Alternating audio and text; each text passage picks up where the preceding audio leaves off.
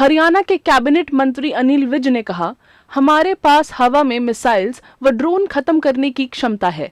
हमने पाकिस्तान के ड्रोन व मिसाइल खत्म भी किए हैं, लेकिन पाकिस्तान से कहना चाहते हैं कि जब हम अपनी पर आएंगे तो तुम बचकर कहां जाओगे।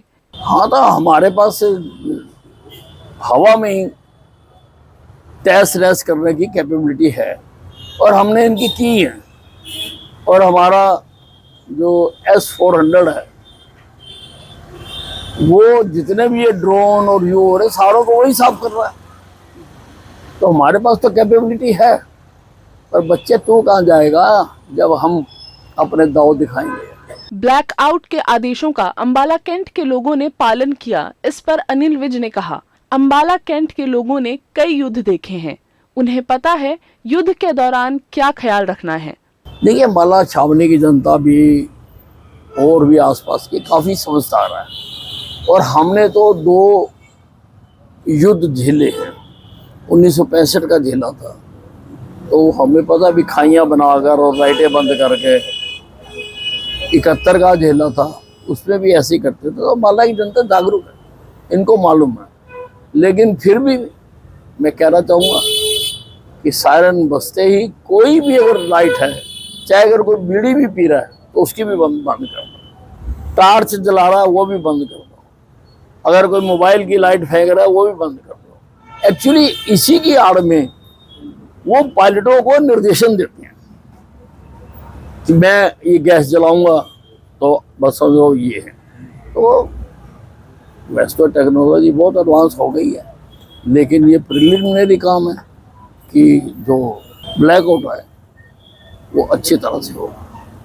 भारत के हथियार कारगर सिद्ध हो रहे हैं, जिस पर कैबिनेट मंत्री अनिल विज ने कहा, प्रधानमंत्री ने उन्हें सराहा है। ये गलत धारणा है कि विदेश की चीज ज्यादा बेहतर है, जबकि हमारे हथियारों ने बखूबी जवाब दिया है। एक्सपर्ट बैठे, मोदी जी ने आके उनको प्रोत्साहित किया। आज हम इतने हथियार बना रहे हैं कि बाहरले देश हमारे से खरीदने आते हैं। पहले हम खरीदते थे, तो हथियारों के मामले में तो हम आत्मनिर्भर हैं। देखिए, ये तो एक गलत धारणा थी कि विदेशों की चीजें ही अच्छी होती हैं।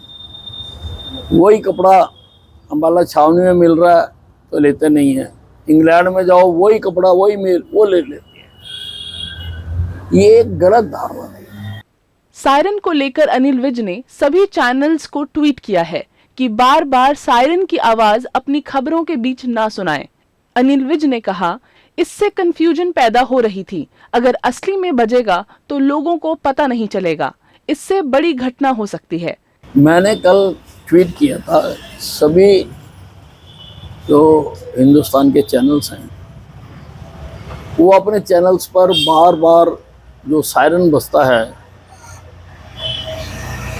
दुश्मन कंट्री के जहाज आने से, वो बार बार उसको बजा रहे थे। उससे बहुत गलतफहमी पैदा हो रही थी, तो लोग उठ के बाहर चले जाते थे, बाहर जाके देखते थे तो कुछ है नहीं है, अंदर टीवी में टू टू टू हो रहा होता। तो मैंने रिक्वेस्ट की थी कि आप इसको बंद करें, ये तो बहुत बड़ा मिसहैप हो सकता है, क्योंकि असली भी बच जाए तो सोचेंगे टीवी में बोल रहा है।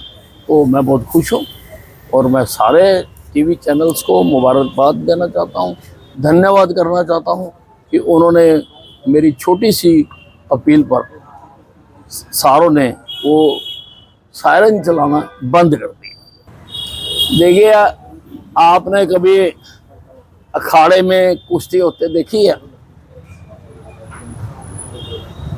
अखाड़े में जो मजबूत और तगड़ा पहलवान होता है वो पहले छोटे पहलवान को उछल कूद करने देता है, कर लो उछल कूद, और जब फिर टाइम आता है उठा के धोबी पटा मार देता है। वही हाल है। अब ये सोच रहे कि हम ये पतंगों से डर जाएंगे और उधार की लेके, कोई किसी देश की कोई किसी देश की। और जानकारी तो यहाँ तक आई है कि कुछ जो ड्रोन थे उनमें बारूद डालने भूल गए थे। ये तो सिर्फ दिखाना चाहते हैं हमने इतने कर दिए। तो this is not end of the war, this is start of the war.